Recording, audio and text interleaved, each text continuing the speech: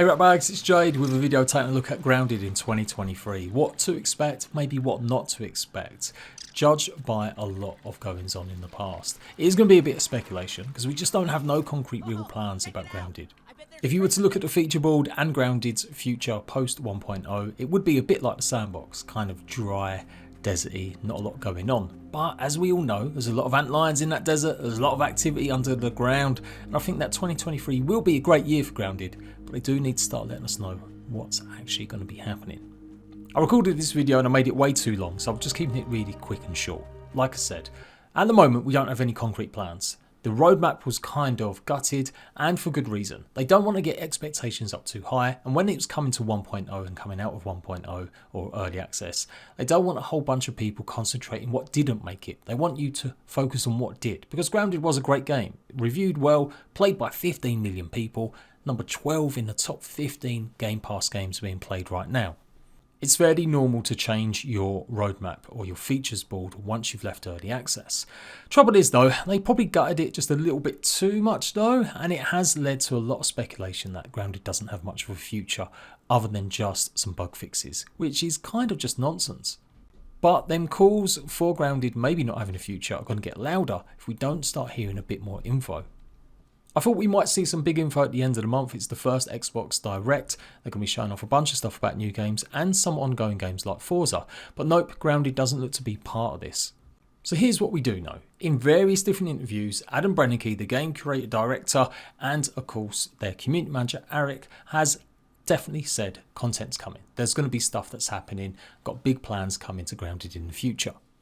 Confirmed is more base defense parts, not just the spikes that we had in the holiday treat, but Adam has said they're actively looking at feedback from us about what we want to see, and we know that there's still obviously more base blueprints to come. It's really hard getting that line right about telling people what to expect and then not getting their expectations too high. But when you look around at the competition, there's a lot of games out there doing constant updates, even now after early access. Some like No Man's Sky, which was horrible when it first launched, and a lot of the content should have been in there. Well, they've done really well though the last 3 or 4 years now, adding content upon content, one of the best supported games in the last 2.5–3 years. DayZ to a lesser degree, although some of that content's not been that sexy, just like 1 or 2 guns every quarter and a few other little features, it has kept their fans busy. Although they have recently just done a dev blog looking back and they haven't announced any plans for the upcoming year either. So I'm trying to be balanced. I'm not trying to make a mad hate video, Grounded should tell us everything, because there are plenty of games out there that don't necessarily do that either. Then you've got things like Rust, where they're churning out updates every single month. And these game developers are all different sizes, big and small. Some are meant to be live service games, some are multiplayer games, so they should receive content more regularly.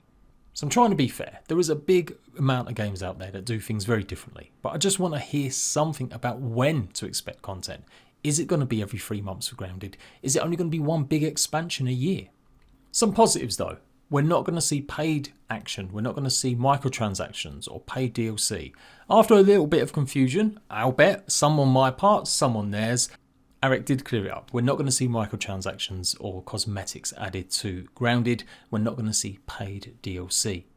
Certainly at the moment, no plans. I don't mind paying for DLC. I think Grounded deserves it. It's a great game. They should be supported, and a lot of you guys agree, but it's just a nice bonus that that's not going to happen.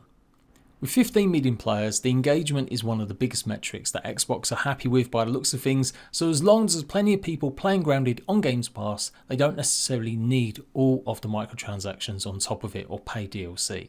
They just got to have players playing it. So you do need free content and free updates to keep players playing the game.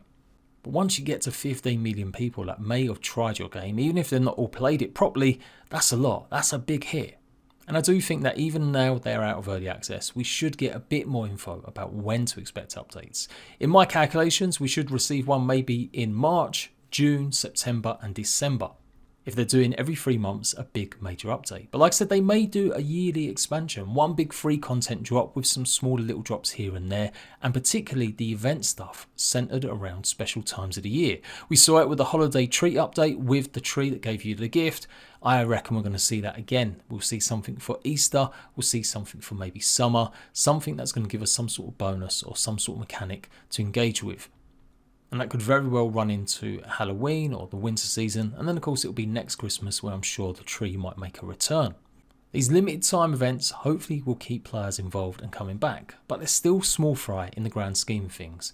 Did you really go and visit your tree every day and made sure you logged in every single day during December just to get a few bits of extra sweets, candy or coal?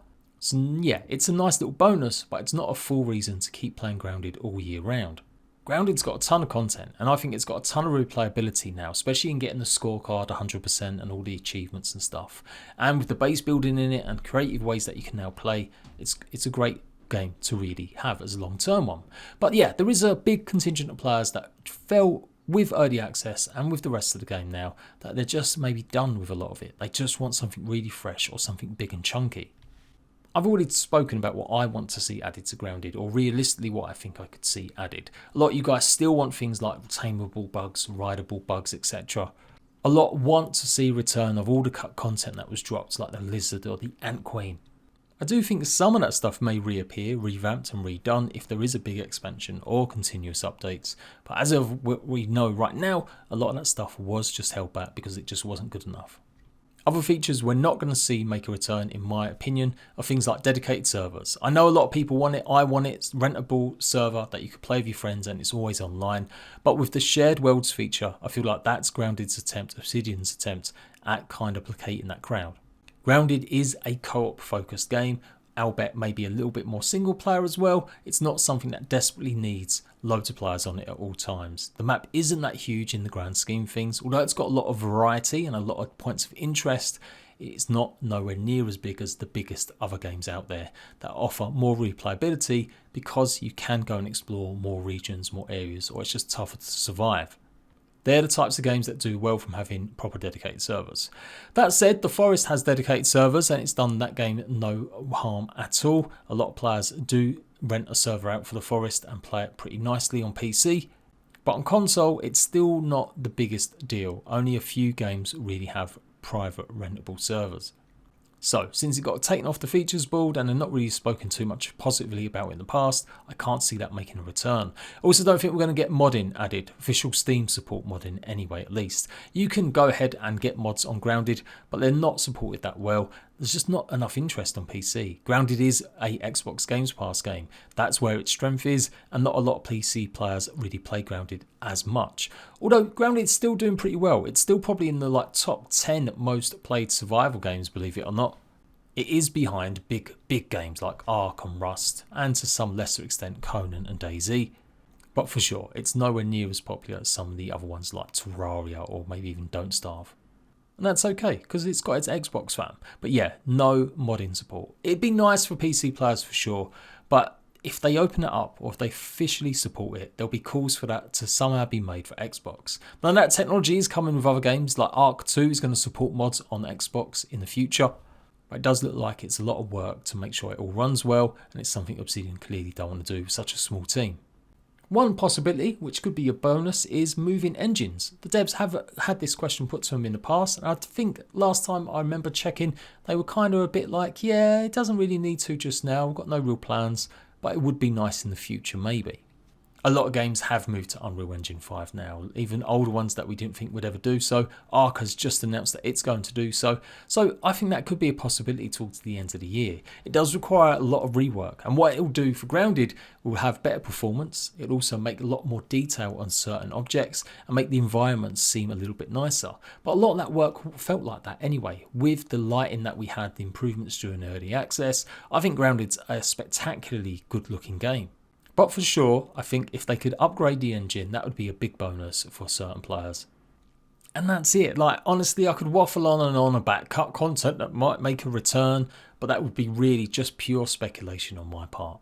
I do believe that if you've gone to the effort of making models for things like lizards and ant queens and more, and if you've put a lot of stuff into the files, I think some of that stuff is beyond just testing. I think some of that stuff is planned content and it will make a return. But yeah, there obviously might be a lot of changes between now and whatever we saw, and some of that stuff might not make it, and they might add more stuff to it. They might flesh out the ideas now they've got even more feedback from another 5 million people that have played Grounded in the last year. As said, I've done the video speaking about what I want to see added and features that I think are realistic, but I just don't want to rehash that stuff because it is just, at the moment, unclear about what will or will not be added to Grounded in future.